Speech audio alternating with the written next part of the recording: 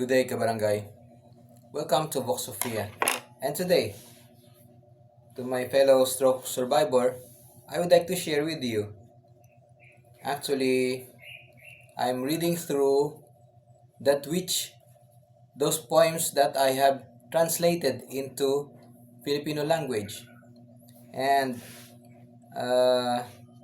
it has 4. I have compiled 4 and book binded into book form, so it's easy to read through.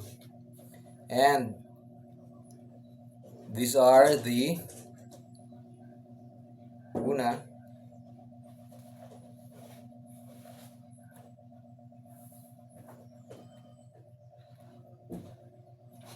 Desiderata. Pangalawa, yung Invictus. Pangatlo, yung If ni Rudyard Kipling. Ang pangapat ay ang Anyway. Ang paboritong tula ni Mother Teresa. And so,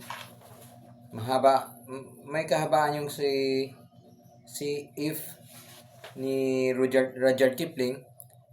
So, I translated if, kung. Ibig sabihin sa Tagalog, Pilipino, kung. At sinabi nga niya,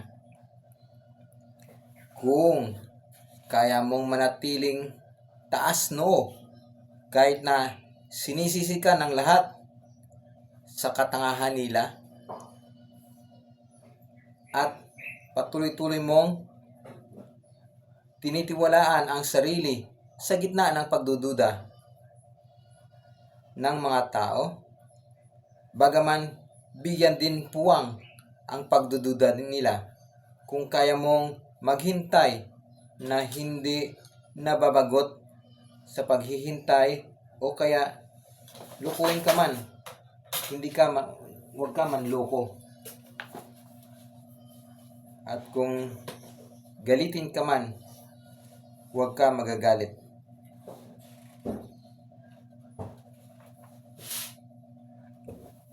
Subalit, huwag mong ipakita at magsalita ng mas mataas ang pag-iisip mo, ang pananalita mo sa karaniwan. Kung kaya mong mangarap na hindi maging alipin ng iyong pangarap, kung kaya mong mag-isip na hindi ang pag-iisip lamang ang kaya mong abutin, kung kaya mong harapin ang tagumpay at pagkakatalo na pareho mong pakisamahang lugod,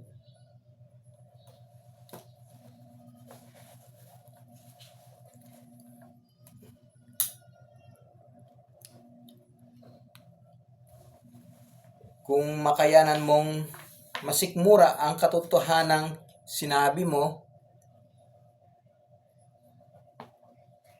subalit pinagbalik-balik ng mga manlulokot, ginagamit sa panlilinglang sa mga tanga.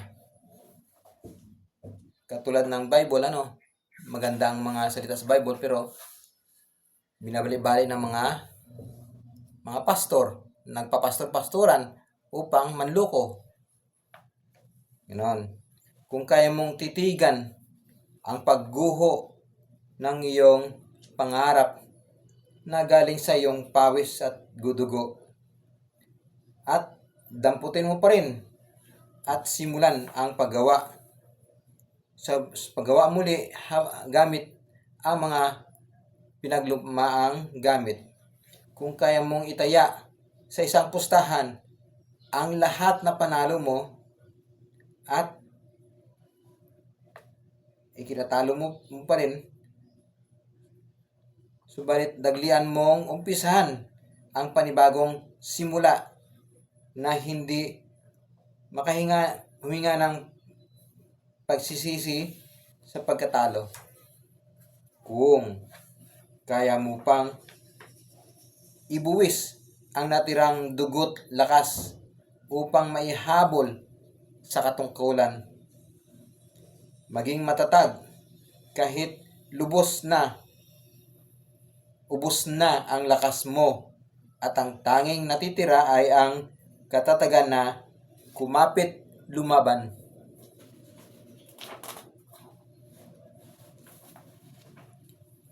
Kung mapanatili mong kagandahang tangi mo sa gitna ng karamihan, o makakayanan mong makipagdaog palad sa nakaantas na hindi mo nalilimot ang pagiging karaniwan mo. Walang mahal na kaibigan o masugid na kaibig o kaaway man na kaya kang saktan, na ang lahat ay umaasa sa iyo, pero walang isang mas higit na umaasa. Kung kaya mong punan ang mahigpit na bawat minuto sa halaga ng 60 segundong pagtakbo nito, kung makayanan mong lahat na ito, ang mundong ito, ang lahat na nasa ibabaw nito, at higit pa dyan, o anak ko, ikaw ay ganap na lalaki, tunay na tao. Si Rudyard Kipling penned this poem para sa mga lalaki. Kasi nga, from a conservative point of view, ang lalaki ang nagdidikta sa pamilya. Ang lalaki, ang tatay, ang pinaka-advisor ng pamilya.